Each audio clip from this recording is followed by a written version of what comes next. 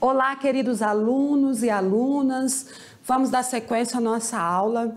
Aula 15.2, vamos à revisão dos conceitos principais e depois a correção das atividades. Vamos lá, dar início então?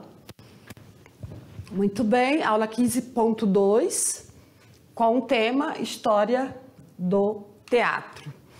Então, fizemos abordagem aí sobre o teatro no período grego, né, que surge lá na Grécia. Aqui nós temos a imagem de um teatro de arena, que vocês já conhecem, que é um teatro aí com meia-lua, ao céu aberto, né?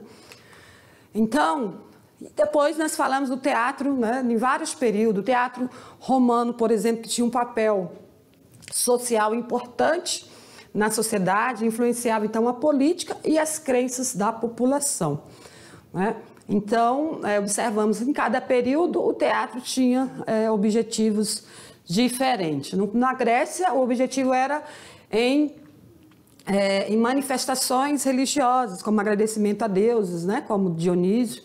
Em Roma, era já voltado para as questões políticas e crenças da população. O teatro medieval, o objetivo, né, já era representado pelo clero, e as peças tinham, né, eram com figurantes, né, tinha como figurantes fiéis, pessoas, e também o clero, que se misturavam, né, com a língua do latim. As encenações poderiam ser tanto litúrgicas como profanas. E o teatro no Renascimento, houve já rompimento, né, nas características do teatro no período medieval. Então, no Renascimento, o teatro teve início ali na Itália, do século XV.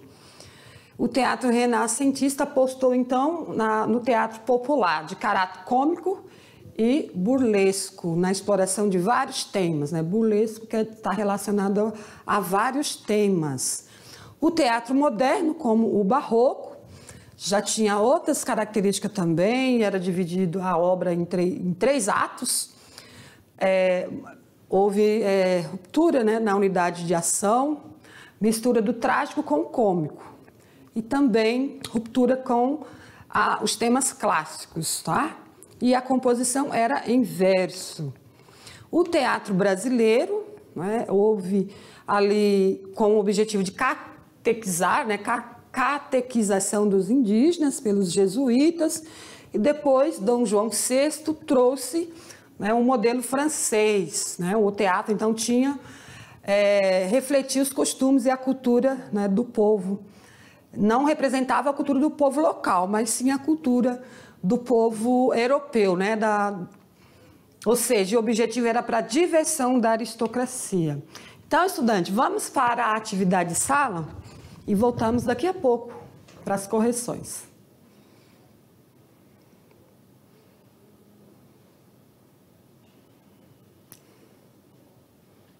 Vamos lá, então, para a correção das atividades. Espero que vocês tenham feito, viu? Meninos, já sempre chama a atenção de vocês.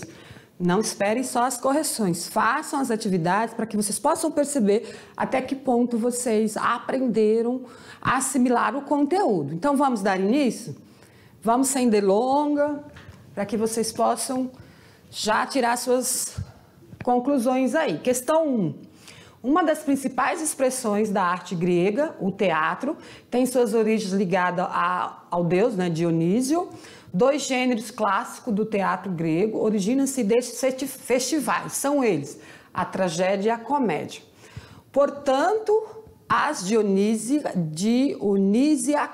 eram festa em homenagem a Dionísio, deus do vinho. Já vamos direto à resposta, né? Festa em homenagem ao deus Dionísio, né, que era considerado o quê? Deus do vinho. Então, as outras questões aqui só para levar ao erro, né? Festa em homenagem ao deus da luxúria, a deusa do amor, deus dos mares. Então, observe que a questão aí está induzindo ao erro. Então, observamos aí que a resposta correta é a A. Questão 2. O texto teatral dramático é aquele produzido para ser representado e encenado. Pode ser escrito em poesia ou prosa. Sobre o texto teatral, considere as acessões corretas. Então, o item da questão é o texto teatral. né? É aquele que se representa apenas tragédia? É aquele que apresenta enredo, personagem, tempo e espaço? Né? Lembra desses conceitos?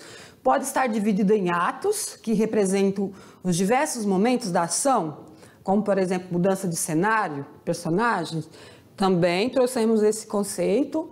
O texto teatral apresenta uma história que pode ser cômico ou dramático? Então, vamos à resposta, está bem visível aí, né?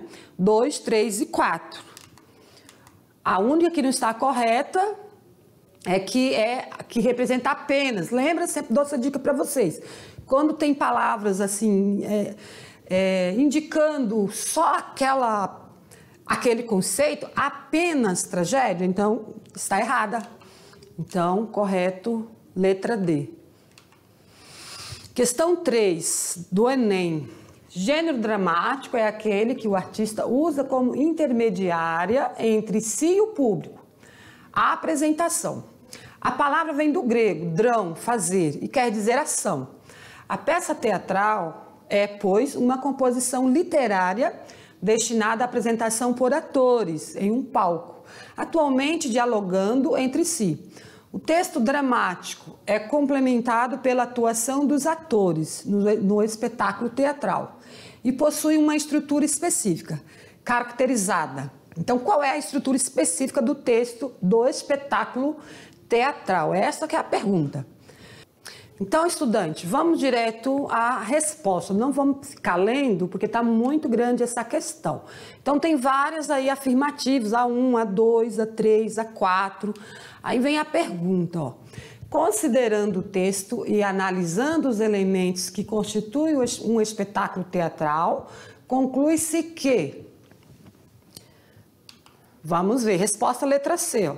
Que o texto cênico pode originar-se dos mais variados gêneros textuais, como contos, lendas, romances, poesias, crônicas, notícias, imagens, fragmentos textuais, entre outros, certo? Então, havia ali várias acessões, trazendo ali elementos sobre o espetáculo teatral, né?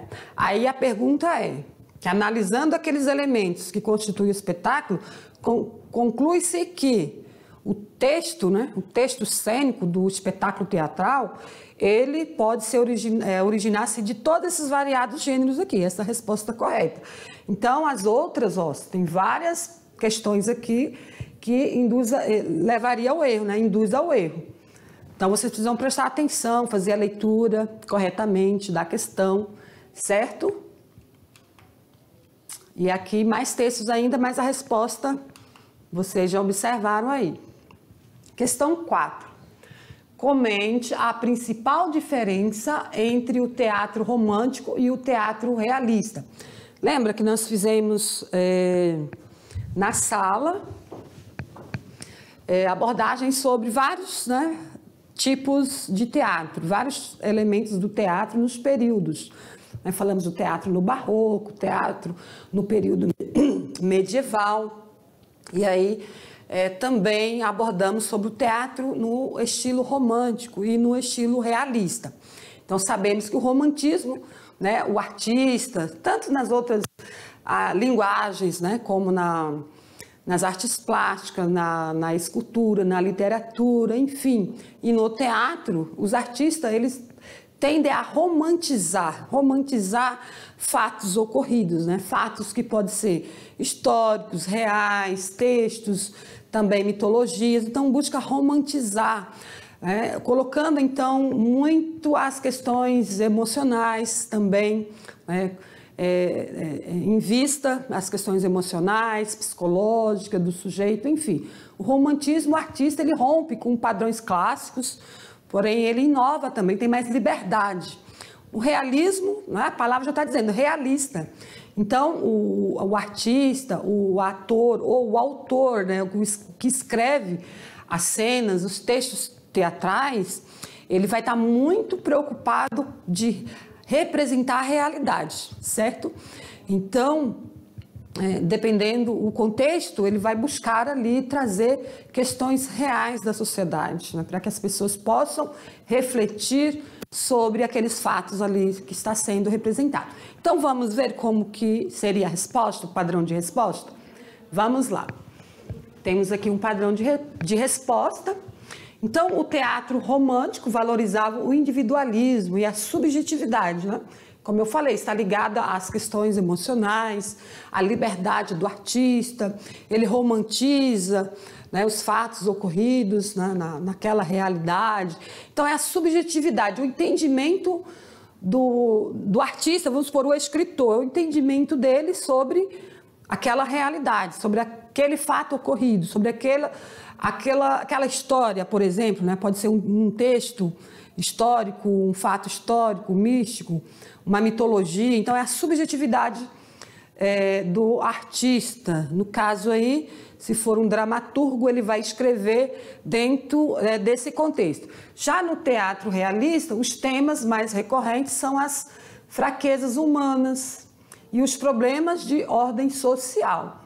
De ordem social. Então, ele se preocupa com as questões reais da sociedade, relevantes, fraquezas humanas, porque dá uma atenção para a sociedade, para o homem, né?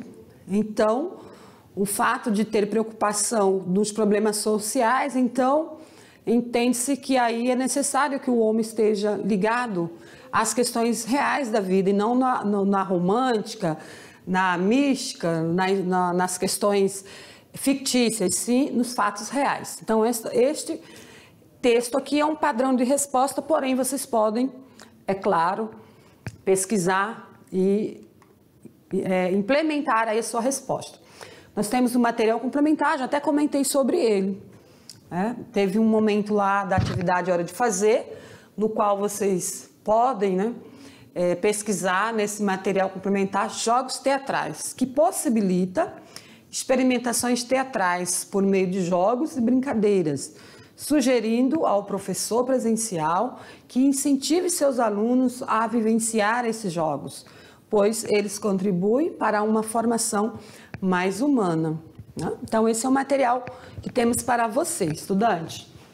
Então, o texto aí fala da importância dos jogos teatrais, assim como o próprio teatro, possibilita aí um bom desenvolvimento do estudante na comunicação, na performance, nos movimentos corporais, na expressão facial. Os jogos teatrais possibilitam ali a interação entre os jovens, entre os estudantes, também pode acontecer lá na família, em casa, essa interação, diversão, comunicação, enfim, é muito interessante, tá, pessoal? Hoje nós vivemos num período em que as pessoas só querem estar ligadas na internet, no celular ou na televisão, ou tanto no smartphone ou no computador, porém tem outras